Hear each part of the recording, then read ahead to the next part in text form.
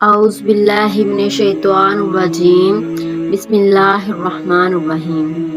Islamic info channel دیکھنے اور سننے والوں کو خوش آمدید۔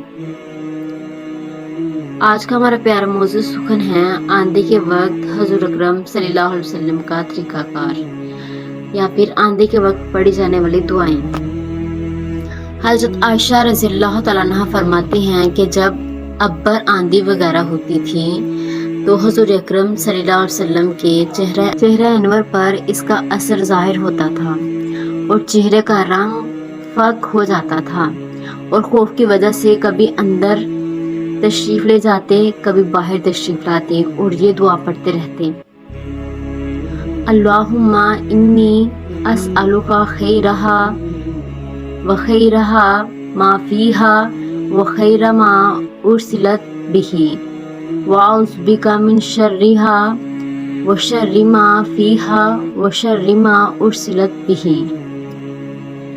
ایک بار دوبارہ یہ دعا سن لیں: اللہم انی اسألک خیرہا وخیر ما فیہا وخیر ما ارسلت بہ وَأَعُوذُ بِكَ مِن شَرِّهَا وَشَرِّ مَا فِيہا وَشَرِّ مَا أُرْسِلَتْ بِهِ۔ ترجمہ: یا اللہ، اس ہوا کی بھلائی چاہتا ہوں، اور جو اس ہوا میں ہو، بارش وغیرہ، اس کی بھلائی چاہتا ہوں، اور جس غرض کے لیے یہ بھیجی گئی ہے اس کی بھلائی چاہتا ہوں۔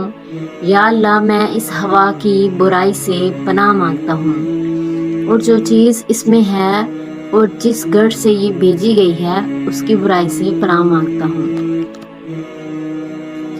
اور جب رسول پاک صلی اللہ علیہ وسلم اور جب بارش شروع ہو جاتی تو چہرہ پر انبساط شروع ہوتا۔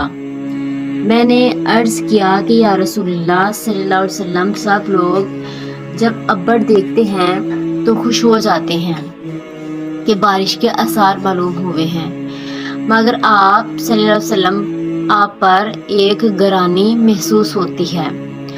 حضور اکرم صلی اللہ علیہ وسلم نے ارشاد فرمایا: عائشہ، مجھے اس کا کیا اطمینان ہے کہ اس میں عذاب نہ ہو۔ قوم عاد کو ہوا کے ساتھ ہی عذاب دیا گیا، اور وہ ابر کو دیکھ کر خوش ہوئے تھے کہ اس میں ابر ہمارے لیے پانی برسایا جائے گا، حالانکہ اس میں عذاب تھا۔ اللہ عز و جل کا ارشاد ہے،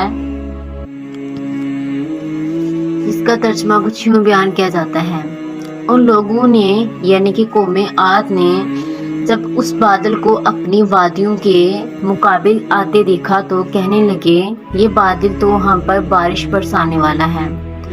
ارشاد خداوندی ہوا کہ نہیں، برسنے والا نہیں، بلکہ یہ وہی عذاب ہے جس کی تم جلدی مچاتے تھے، اور نبی حضرت محمد صلی اللہ علیہ وسلم سے کہتے تھے کہ اگر تو سچا ہے تو ہم پر عذاب لا۔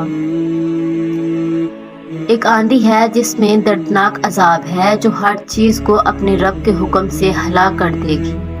چنانچہ وہ لوگ اس آندھی کی وجہ سے ایسے تباہ ہو گئے کہ بجزان کے مکانات کے کچھ نہ دکھائی دیتا تھا، اور ہم مجرموں کو اسی طرح سے سزا دیا کرتے ہیں۔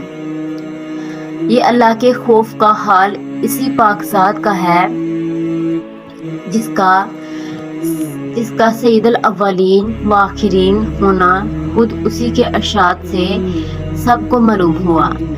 خود کلام پاک میں یہ ارشاد ہے کہ اللہ تعالیٰ ایسا نہ کرے گے کہ ان میں آپ کے ہوتے ہوئے ان کو عذاب دیں۔ اس وعدہ خداوندی کے باوجود پھر حضور اکرم صلی اللہ علیہ وسلم کے خوف الہی کا یہ حال تھا کہ ابر اور آندھی کو دیکھ کر پہلی قوموں کے عذاب یاد آ جاتے تھے۔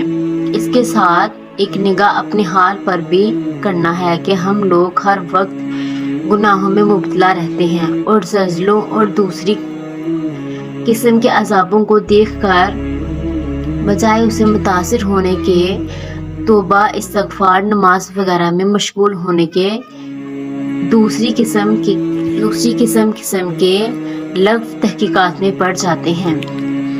تو سامعین، اللہ پاک سے دعا ہے کہ اللہ پاک ہمیں نیک اعمال کرنے کی توفیق عطا فرمائے۔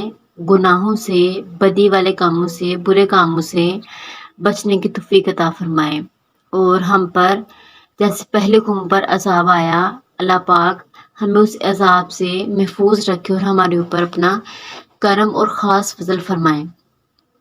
اللہ پاک آسانیاں کرنے اور آسانیاں تقسیم کرنے کی توفیق عطا فرمائے۔ وآخر دعوانا ان الحمد للہ رب العالمین۔